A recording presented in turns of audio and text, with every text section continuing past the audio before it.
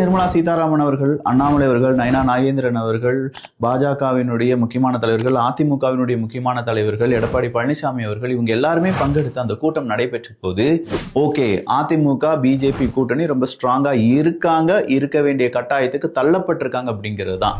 அப்ப நிர்மலா சீதாராமன் அவர்கள் சொல்றாங்க, இந்த கூட்டணியில சின்ன சின்ன சலசலப்புகள் இருக்கு, அதை உதறி தள்ளிவிட்டு நம்ம எல்லாருமே இந்த கூட்டணி வெற்றி பெறுவதற்காக உழைக்க வேண்டும் அப்படின்னு சொல்றாங்க.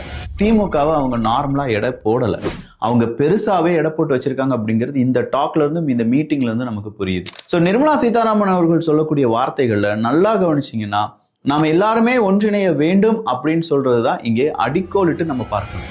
இங்க ஏன் நம்ம எல்லாருமே ஒன்றிணைய வேண்டும் அப்படின்னு சொல்றாங்க? எஸ், தேமுதிக எப்ப வேணாலும் திமுக கிட்ட போலாம் அப்படிங்கிற மாதிரி தான் இருக்காங்க.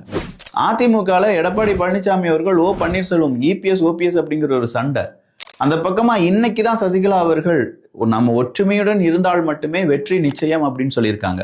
ஒன்றுபடுவோம், வென்று காட்டுவோம். அதிமுக ஆட்சி மீண்டும் மலர அனைவரும் கைகோர்க்க வேண்டும். ஆட்சி அமைக்க ஒன்றுபட்ட வலிமையான அதிமுக தான் ஒரே தீர்வு.